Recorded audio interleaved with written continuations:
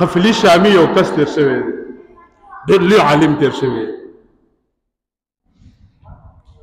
قفلی شاشي نومیو ډېر عجیبه عالم او افغانستان کې خخ دی ډېر لوی عالم دی او هغه قبر له وسم ډېر غټ خلک زی د هغه زیارت لپاره چې هغه قبر ته ودرېږو دومره لوی عالم ته الله جوړ کړو هغه نه هغه څه وایي ما به دا تالې جوړولې تالې او د تالو ډېر ماهر وم نو هغه وخت کې چې کوم باچا و نو ما دا زړه کې را چې راشه یو ښایسته تحفه جوړه کړه او باچا له ویسه نو باچا به د هغې تاله لوی انعام درکړي نو ما ډېرې مزېدارې او ډېرې ښایسته تالې جوړې کړي یو درې څلور دانې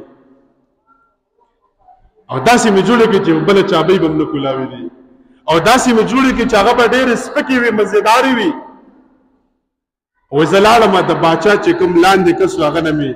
ټیم واخیستو چې زه باچا سره میلاوېږم او یو تحفه مې وله جوړه کړې ده دا وله ورکومه وایي هغه ماله یوه میاشت مخکې ټیم راکړو چې ته به یوه میاشت پس د سره میلاوېږي مخکې نه شي میلاوېږي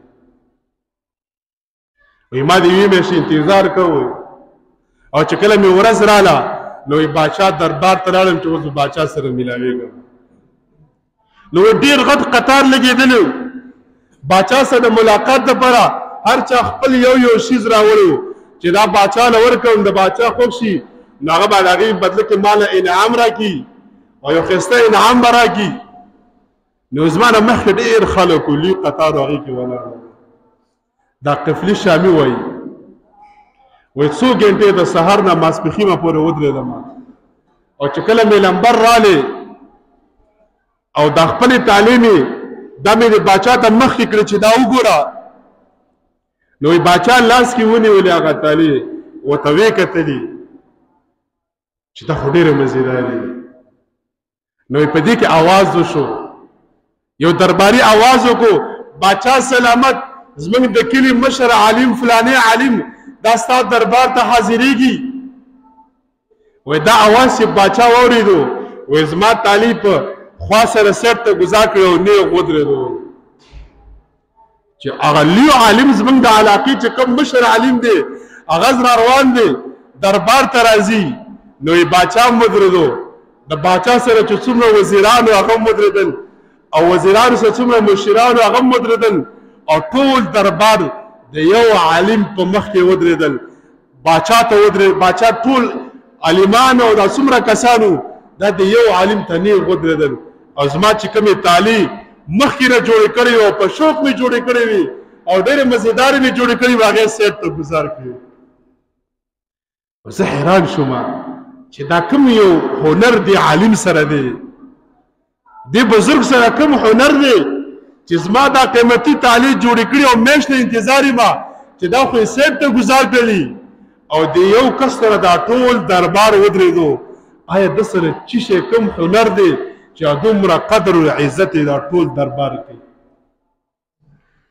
وایي زما خو هر څه هلته پاتې شولو وایي تارې مې پرېښوستلې او باچا ته مې ویلې باچا سلامت زه لاړم نه ماته طالب پکار دی او نه ماته ستا انعام پکار دی زه به اوس هغه څیز زده کوم هغه څیز به زده کوم چې کوم دې عالم یې زده کړی دی هغه هنر به زده کوم کوم چې دې عالم یې زده کړی د ده د علم د وجې نه داسې قدر عزت ته ورکو چې ته باچا نه ښکاري او باچا دا ښکاري د ده راتلو سره ټول دربار ودرېږي ای باچا دا تعلیم والا انعام هم دی والا زه به وځم او د دې عالم نه به هغه هنر یې زه کوم هنر چې ده سره نو علم انسان ته عزت ورکوي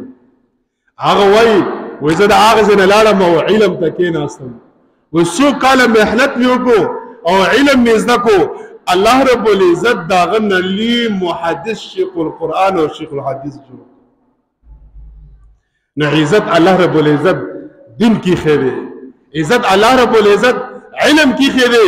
عزت الله رب العزت په قرآن کې ښی دی عزت الله رب العزت احادیث کې ښی دی چې کوم انسان کم یو کس کم یو طالب علم د دې څیزونو سره ټچ شوی دی او کوشش کړي چې دا زده کوه الله رب العزت دنیا کې هم ښایسته کړي او آخرت کې هم ښایسته